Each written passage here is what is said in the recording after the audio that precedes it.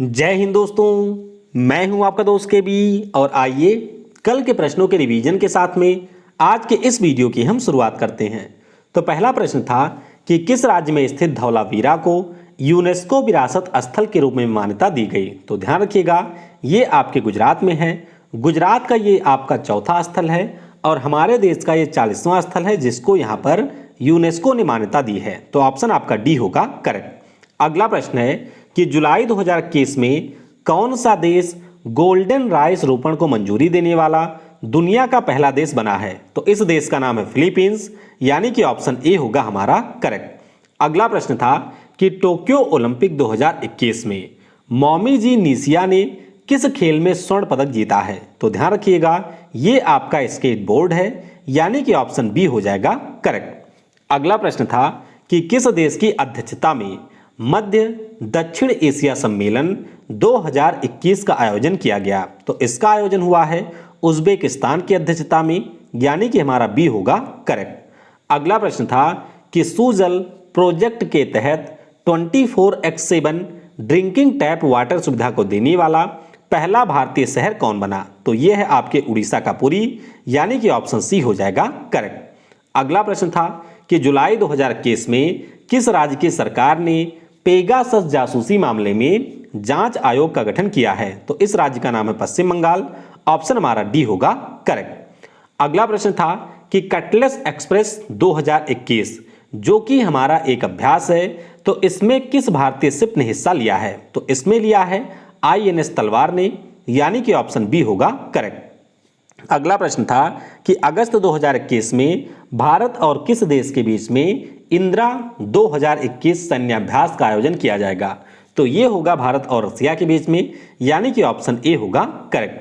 अगला प्रश्न था कि जुलाई 2021 में किस कंपनी के द्वारा इंट्रिंसिक नाम से एक रोबोट सॉफ्टवेयर कंपनी लॉन्च की घोषणा की गई। तो ये घोषणा की है अल्फाबेट ने, जो कि गूगल की पेरेंट कंपनी है।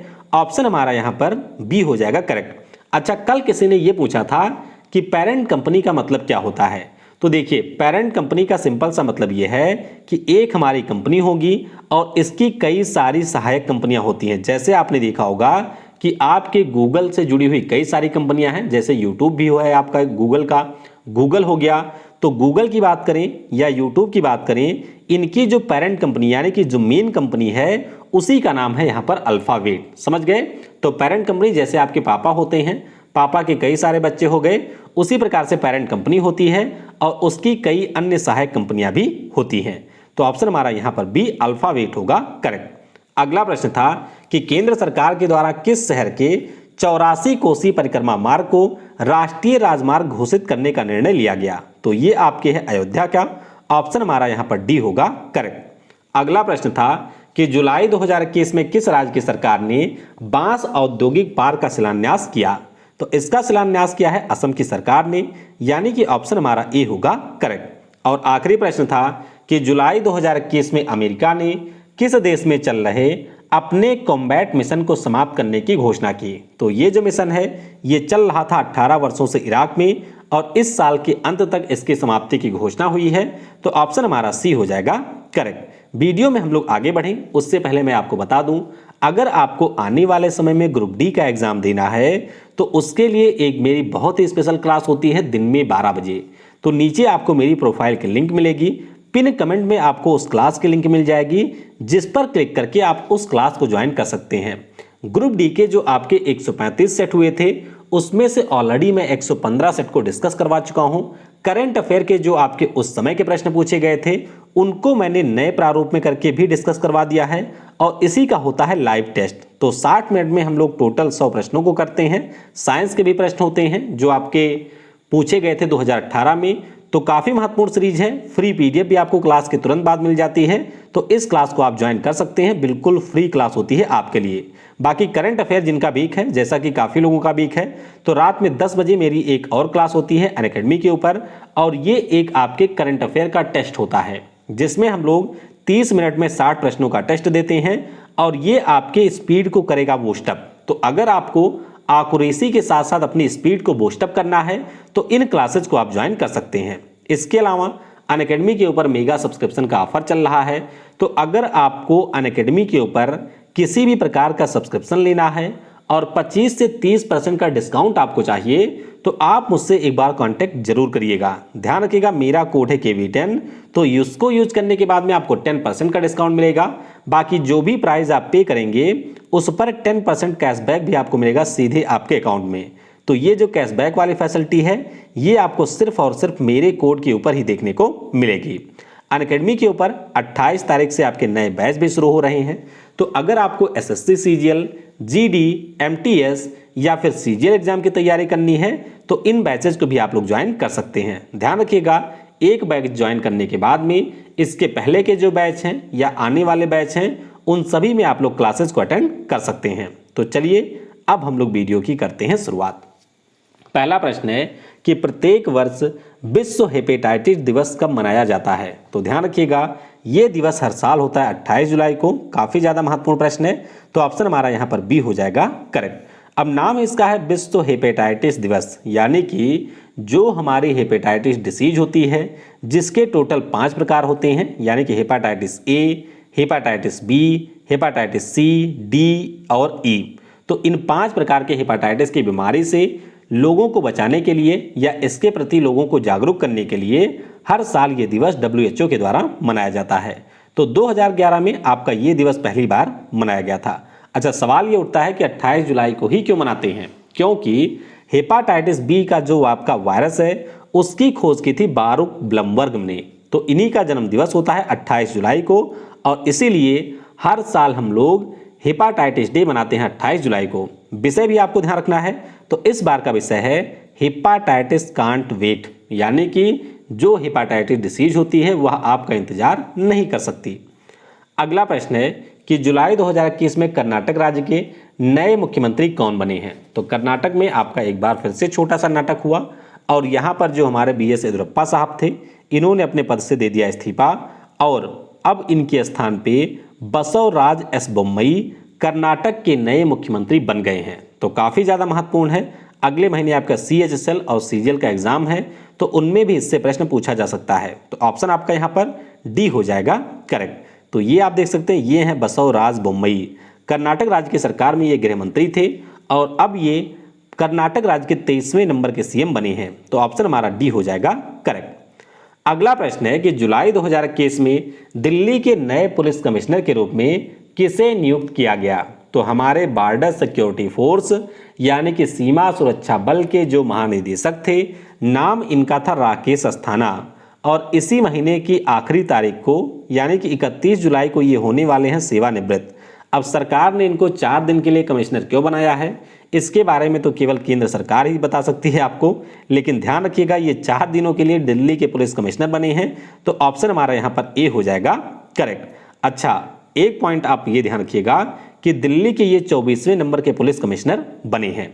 अच्छा, BSF के ये महानिदेशक थे, तो BSF के जो महानिदेशक का पद था वो खाली हो गया, तो अतिरिक्त प्रभार दे दिया गया है हमारे ITBP के जो महानिदेशक हैं SS देसवाल साहब। तो याद रखेंगे ऑप्शन हमारा यहाँ पर ए हो जाएगा करेक्ट। अच्छा, राकेश अस्थाना जी के बारे में ये भी माना जाता है कि मोदी जी के ये काफ़ी दुलारे हैं, यानी कि मोदी जी के काफ़ी ये प्रिय हैं और इसीलिए इनको दिल्ली का पुलिस कमिश्नर बना दिया गया है 4 दिनों के लिए। अगला प्रश्न है कि प्रत्येक वर्ष विश्व प्रकृति संरक्षण दिवस कब मनाया जाता है, यानी कि बात हो रही है वर्ल्ड नेचर कंजर्वेशन डे की। तो ये हर साल होता है 28 जुलाई को, यानी कि ऑप्शन हमारा सी होगा यहाँ पर करेक्ट। तो ध्यान रखिएगा, जो भी हमारे प्राकृतिक संसाधन हैं उसके बेहतर उपयोग के लिए और प्रकृति के संरक्षण के बारे में लोगों को जागरूक करने के लिए ये दिवस हर साल 28 जुलाई को यहाँ पर मनाया जाता है। अगला प्रश्न है कि जुलाई 2021 में किस देश के जो विदेश मंत्री हैं जिनका नाम है एंटनी ब्लिंकन, ये 2 दिवसीय भारत की यात्रा पर आए हैं। तो ये आपके अमेरिका के हैं और इस समय ये भारत की यात्रा पर हैं। तो ऑप्शन आपका सी हो जाएगा यहाँ पर करेक्ट। नाम इनका है एंटनी ब्लिंकन। ध्यान रखिएगा, इससे पहले ट्रंप के कार्यकाल में माइक पोम्पियो थे, तो माइक पोम्पियो के स्थान पर ये आपके इसी साल बने थे नए विदेश मंत्री और इस समय ये हैं भारत के दौरे पर। तो कल इन्होंने नई दिल्ली में जो हमारे विदेश मंत्री हैं यानी कि S जयशंकर साहब, उनसे भी मुलाकात की है। इसके अलावा जो हमारे तिब्बत के धर्म गुरु हैं जिनका नाम है दलाई लामा, उनके प्रतिनिधि मंडल से भी इन्होंने बात की है। तो हो सकता है कि चीन इससे थोड़ा सा भड़क जाए और उम्मीद यह है कि भारत और USA मिलके यहाँ पर तिब्बत के क्षेत्र में कुछ कार्य साथ में मिलकर के करेंगे। अगला प्रश्न है कि केंद्र सरकार के द्वारा किस आईआईटी संस्थान की सहायता से एनिमेशन, विजुअल इफेक्ट और गेमिंग के लिए उत्कृष्टता केंद्र स्थापित किया जाएगा।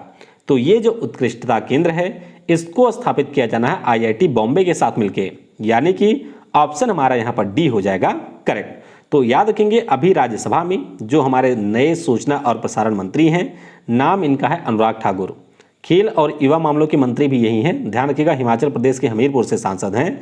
तो इन्हीं के द्वारा ये घोषणा की गई है कि हमारे देश में gaming, visual effect, comics, animation के लिए यहाँ पर एक नेशनल सेंटर ऑफ एक्सीलेंस की स्थापना की जाएगी। तो मुख्य रूप से इसका काम होगा कि भारत को गेमिंग, विजुअल इफेक्ट, कॉमिक्स और एनिमेशन के क्षेत्र में और आगे बढ़ाया जाए। तो ऑप्शन आपका यहाँ पर डी हो जाएगा करेक्ट। आईआईटी बॉम्बे के सहयोग से इसको किया जाएगा स्थापित। अगला प्रश्न है कि वर्ल्ड ट्रेड ऑर्गेनाइजेशन के द्वारा 2019 के लिए कृषि उत्पाद निर्यातक की सूची में हमारा देश कौने स्थान पे रहा है। तो ध्यान रखिएगा हमारा देश यहाँ पर है 9वें स्थान पे। तो WTO के द्वारा एक अभी जारी की गई रिपोर्ट में ये बताया गया है कि जो हमारा 2019 का साल था, इस साल में किसने सबसे ज़्यादा कृषि उत्पादों का निर्यात किया है, यानी कि कृषि उत्पादों को यहाँ पर बेचा है। तो इसमें आपका भारत रहा है 9वें स्थान पर। तो ऑप्शन हमारा बी होगा यहाँ पर करेक्ट। और आपको ध्यान रखना है कि इस सूची में भारत की जो प्रतिशतता रही है वह आपकी है 3.1%। मतलब यह है कि अगर टोटल 100 किलो का निर्यात यहाँ पर हुआ है तो उसमें से 3 किलो आपके भारत ने निर्यात किया है। तो ये आपका 9वें पे रहा है। यूरोपीय यूनियन यहाँ पर पहले पे है, अमेरिका है दूसरे पे और ब्राज़ील है तीसरे पर। हमारा जो पड़ोसी है यानी कि चाइना, ये आपका इसमें चौथे स्थान पे रहा है। अच्छा, ये पॉइंट आप जरूर याद रखिएगा कि भारत 2019 में चावल का सबसे बड़ा निर्यातक था, यानी कि सबसे ज़्यादा चावल हमने बेचा था और तीसरे नंबर पर हम लोग कपास के सबसे बड़े निर्यातक हैं। तो ये पॉइंट भी आप ध्यान रखेंगे। अगला प्रश्न है कि किस राज्य की सरकार ने आयुष को बढ़ावा देने के लिए देवारण्य योजना की घोषणा की है। तो इसकी घोषणा की है अभी आपके मध्य प्रदेश की सरकार ने। ऑप्शन हमारा ए हो जाएगा यहाँ पर करेक्ट। अब ये योजना है क्या, आइए थोड़ा सा समझते हैं। पहले आपको पता होना चाहिए कि आयुष क्या होता है। आयुष का मतलब होता है आयुर्वेद, योगा एंड नेचुरोपैथी, यूनानी, सिद्ध और होम्योपैथी। तो सरकार का ये लक्ष्य है कि जो भी हमारे आदिवासी क्षेत्र हैं उनमें रहने वाले लोगों के लिए यहाँ पर रोजगार के अवसर प्रदान किए जाएं। और इसी के लिए सरकार ने ये कहा है कि जो हमारे स्वयं सहायता समूह होते हैं, जिन्हें हम लोग सेल्फ हेल्प ग्रुप कहते हैं, उनकी सहायता से राज्य में आयुष दवाओं का उत्पादन यहाँ पर किया जाएगा। तो ये कहा है अभी आपके मध्य प्रदेश की सरकार ने और इन्हीं के द्वारा देवारण्य योजना को लॉन्च किए जाने की घोषणा हुई है। मध्य प्रदेश की राजधानी आपको भोपाल में मिलेगी। सीएम यहाँ के हैं शिवराज सिंह चौहान। गवर्नर अभी आपके नए बने हैं जिनका नाम है छंगुभाई मगनभाई पटेल इसके नए राज्यपाल बने हैं। अगला प्रश्न है कि प्रत्येक वर्ष अंतर्राष्ट्रीय बाघ दिवस कब मनाया जाता है। तो ये दिवस हमारा होता है हर साल आपके 29 जुलाई को, यानी कि आज ही के दिन हर साल अंतर्राष्ट्रीय बाघ दिवस मनाया जाता है। तो ऑप्शन आपका ए हो जाएगा यहाँ पर करेक्ट। अब बाघ दिवस है तो सिंपल सा मतलब है कि जो हमारे बाघ हैं उनके संरक्षण के लिए इस दिवस को मनाया जाता है। बाघ की बात हुई है तो पहले तो आपको यही ध्यान रखना है कि हमारे केंद्र सरकार के द्वारा 1 अप्रैल 1973 को बाघों के संरक्षण के लिए प्रोजेक्ट टाइगर को लॉन्च किया गया था। तो ये आपको पहले याद रखना है। इस समय हमारे देश में टोटल टाइगर रिजर्व की संख्या है 52। इस साल आपके 2 बने हैं। पहला आपका बना है श्रीविल्लीपुतूर तमिलनाडु में और दूसरा आपका बनेगा रामगढ़ बिसधारी जो कि आपके है राजस्थान में। तो ये 2 इस साल बने हैं नए। दुनिया के जो 70% बाघ हैं वो हमारे देश में ही पाए जाते हैं। इसका वैज्ञानिक नाम आपके ग्रुप डी जैसे एग्जाम में कई बार पूछा जाता है। तो पैंथेरा टिग्रिस इसका वैज्ञानिक नाम है। IUCN की जो रेड लिस्ट है उसमें ये इंडेंजर्ड कैटेगरी में दर्ज है। 2019 में हमारे यहाँ पर बाघों की गणना के आधार पर रिपोर्ट भी आई थी जिसके अनुसार हमारे देश में इस समय टोटल बाघों की संख्या है 2967। सबसे ज़्यादा बाघ आपको मध्य प्रदेश में मिलेंगे 526, दूसरे पे कर्नाटक है, तीसरे पे आपका है उत्तराखंड। तो ये सारे पॉइंट आपकी परीक्षा में पूछे गए हैं, सबके बारे में आप थोड़ा थोड़ा याद रखेंगे। अगला प्रश्न है कि जुलाई 2021 में इंटरनेशनल मॉनेटरी फंड के द्वारा वित्तीय वर्ष 2022 के लिए भारत की जो विकास दर है उसकी कितनी रहने की घोषणा की गई है। तो इन्होंने कहा है कि हमारी जो ग्रोथ रेट होगी वो आपकी हो जाएगी 9.5%, यानी कि ऑप्शन यहाँ पर सी हो जाएगा करेक्ट। तो इससे पहले आईएमएफ ने ये कहा था कि हमारी ग्रोथ रेट रहेगी 12.5%, लेकिन अब इन्होंने इसको घटा दिया है पूरे 3% और इन्होंने कहा है कि ग्रोथ रेट रहेगी 9.5%। इसके अलावा आईएमएफ के द्वारा यह भी कहा गया कि वित्तीय वर्ष 2022-23 में हमारी जो ग्रोथ रेट है वो होगी 8.5%। आईएमएफ की बात करें तो स्थापना इसका कब हुआ था ये आप नीचे कमेंट में बताएंगे। मुख्यालय है वाशिंगटन डीसी में, एमडी इसकी है क्रिस्टलिना जॉर्जिवा। तो स्थापना कब हुआ था ये आपको डेट के साथ में बताना है।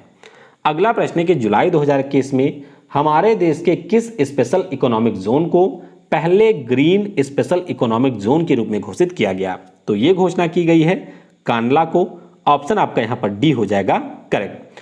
तो कांडला का जो हमारा स्पेशल इकोनॉमिक जोन है जिसे आप लोग जानते हैं कासज के नाम से, कहाँ पर ये आपको मिलेगा? तो जो हमारा कांडला पोर्ट है आपके गुजरात में, वहीं पर ये देखने को आपको मिलेगा। तो अभी हमारे यहाँ पर जो इंडियन ग्रीन बिल्डिंग काउंसिल है उसके द्वारा कन्फेडरेशन ऑफ इंडियन इंडस्ट्री के साथ में मिलकर के इसको green cities platinum rating award मिला है। तो हमारे देश का ये पहला शहर बन गया है जिसको इस प्रकार से यहाँ पर अवार्ड दिया गया। अच्छा, आपका सेज क्या होता है यानी कि स्पेशल इकोनॉमिक जोन क्या होता है? तो ये मुख्य रूप से हमारे एक ऐसे क्षेत्र होते हैं जिनको इस प्रकार से डेवलप किया जाता है कि अगर हमको अपने देश से इंपोर्ट और एक्सपोर्ट को बढ़ावा देना है तो इसके लिए बेहतर तरीके से ये काम कर सकें। और इसके लिए पिछले साल 2020 में सरकार के द्वारा एक सेज पॉलिसी भी लाई गई थी। तो ध्यान रखेंगे सेज पॉलिसी के अंतर्गत यहाँ पर कांडला आपका संचालित हो रहा है और इसी को यहाँ पर ग्रीन सिटी प्लेटिनम रेटिंग का अवार्ड मिला है। अगला प्रश्न है कि जुलाई 2021 में जो हमारा एजुकेशन प्लेटफॉर्म है जिसका नाम है ग्रेट लर्निंग, तो इसका अधिग्रहण किसने किया है? तो यहाँ पर जो आपकी ग्रेट लर्निंग है इसका अधिग्रहण कर लिया है बायजूस ने। तो ऑप्शन हमारा बी हो जाएगा करेक्ट। अच्छा, बायजूस की बात हुई है तो आपको सबसे पहले तो यही याद रखना है कि ये हमारी दुनिया की सबसे बड़ी एजुटेक कंपनी है, यानी कि जो आपके शिक्षा के क्षेत्र में कार्य करती है उसमें ये ना केवल हमारे भारत की बल्कि दुनिया की सबसे बड़ी एजुकेशन कंपनी है। और इसी ने अभी आपके सिंगापुर के ग्रेट लर्निंग का कर लिया है अधिग्रहण। तो ऑप्शन हमारा यहाँ पर बी हो जाएगा करेक्ट। अच्छा, इससे पहले आपने पढ़ा होगा कि जो आपकी कोडिंग सिखाने वाली कंपनी थी जिसका नाम था व्हाइट हैट जूनियर, उसका भी अधिग्रहण बायजू ने किया था। टॉपर नाम का एक आपका और है जिसका भी अधिग्रहण बायजू ने किया है। आकाश इंस्टीट्यूट का नाम भी आपने सुना होगा, इसका भी अधिग्रहण बायजू ने किया है। पिछले 6 महीनों के अंदर बायजू के द्वारा टोटल $2 बिलियन खर्च किए गए हैं इन सारी कंपनियों के अधिग्रहण के लिए, यानी कि लगभग इन्होंने 14,000 करोड़ रुपए में कई सारी कंपनियों को खरीद दिया है। तो ये भी आपको याद रखना है कि बायजू की स्थापना 2011 में हुई थी। मुख्यालय आपको मिल जाएगा यहाँ पर बेंगलुरु में। तो ये पॉइंट आपको ध्यान रखना है कि कई सारी कंपनियों का अधिग्रहण बायजू ने यहाँ पर किया है। अच्छा, संस्थापक का नाम ही है बायजू रविंद्रन, तो इन्होंने अपने नाम के आधार पर ही कंपनी का नाम रख दिया है जिसका नाम है बायजू। तो चलिए अब हम लोग कल के प्रश्नों का उत्तर जानते हैं। पहला प्रश्न मैंने आपसे पूछा था कि मार्क सेल्बी आपके किस खेल से संबंधित हैं? तो पहले तो आप ध्यान रखेंगे ये यूके के खिलाड़ी हैं और स्नूकर गेम से संबंधित हैं। इनका नाम हम लोग क्यों पढ़ रहे हैं? क्योंकि इस साल जो आपका विश्व स्नूकर चैंपियनशिप हुआ है उसको चौथी बार इन्होंने जीता था। अगला प्रश्न है कि आरबीआई का जो लोगो होता है इसमें आपको कौन सा जानवर देखने को मिलेगा? तो आरबीआई के लोगो में आपका है रॉयल बंगाल टाइगर। तो ध्यान रखिएगा टाइगर इसमें आपको मिलेगा। अगला प्रश्न था कि भारत एससीओ का सदस्य देश कब बना था? तो 1996 में संघाई 5 ग्रुप के नाम से इसकी स्थापना हुई थी और भारत और पाकिस्तान दोनों इसमें 2017 में शामिल हुए थे। आखिरी प्रश्न था कि ब्रिक्स समूह की स्थापना कब हुई थी? तो इसकी स्थापना हुई थी 2006 में ब्रिक के रूप में, लेकिन 2010 में इसमें साउथ अफ्रीका जुड़ता है, उसके बाद में इसका नाम हो जाता है ब्रिक्स। तो 2006 में इसकी स्थापना हुई थी। आज के वीडियो से आपके लिए प्रश्न है कि हमारे देश के नए स्वास्थ्य मंत्री, नए खाद्य और प्रसंस्करण उद्योग मंत्री, ग्रामीण विकास और पंचायती राज मंत्री, इसके अलावा संस्कृति और पर्यटन मंत्री कौन बने हैं? तो इन प्रश्नों का उत्तर आपको नीचे कमेंट में जरूर देना है।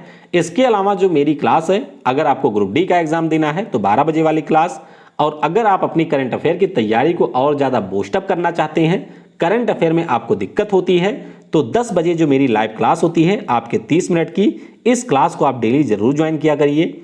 अगस्त माह से इन 30 मिनट के अंतर्गत ना केवल हम लोग यहां पर आपके 30 करंट अफेयर करेंगे, बल्कि 30 हम लोग स्टैटिक जीके के भी करेंगे। तो जितने भी आपके वनडे एग्जाम होंगे सारे के लिए ये क्लास काफी ज्यादा महत्वपूर्ण होगी। तो बिल्कुल क्लास को ज्वाइन करना आप लोग मत भूलिएगा। वीडियो को समय देने के लिए आप सभी को बहुत बहुत धन्यवाद। जय हिंद, जय भारत, और सबसे जरूरी, पढ़ेगा भारत तो बढ़ेगा भारत।